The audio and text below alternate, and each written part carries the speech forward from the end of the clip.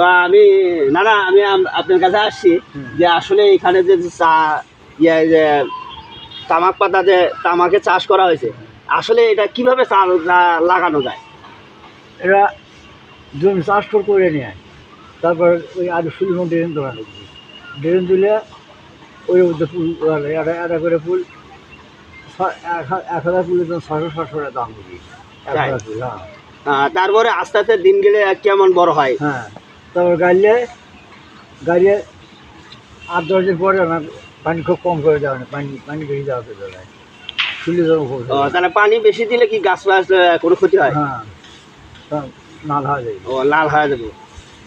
খালি ফুলের মধ্যে খালি তলা যা পৌঁছে পাইনি। তাই? হ্যাঁ। আচ্ছা, যাই হোক, আপনি যে এখানে যে তামাকটা করছেন মানে আবাদ করছেন, এখানে আপনার কত টাকা খরচা হয়েছে?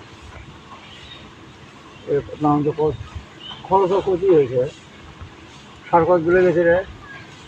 অ্যামাউন্ট একটা টাকা আছে, আনুমানিক একটা ধারণা আছে না যে আমার এত টাকা লাগতে পারে? 1800 তো নয়, 1800 কি আপনার কত লাগছে? বা 10,000 বা 5,000 এরকম তো?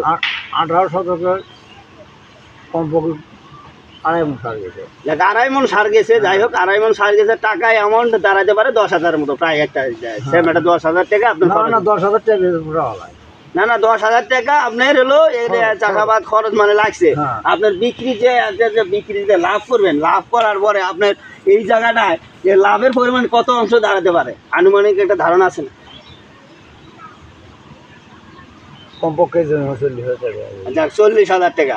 যাই হোক বন্ধুরা, কমপক্ষে এখানে এই লাভ, এই তামাক পাতা চাষ করে শেষ পর্যায়ে এক পর্যায়ে আমি দাম শুনলাম যে মোটামুটি 40,000 টাকা ইনকাম করতে পারবে। যাক, ইনশাল্লাহ, যাক, 10,000 টাকা তার খরচা হয়েছে এবং তার সম্পূর্ণ বাজারজাত করে 30,000 টাকা তার লাভে থাকলো। যা এই জন্য আশা করি যে আরো ভবিষ্যতে যেন আরো বড় ধরনের যেন আরো বড় কিছুর জন্য আশা করে। তো বন্ধুরা, ভালো থাকবেন, সুস্থ থাকবেন, আল্লাহ হাফেজ।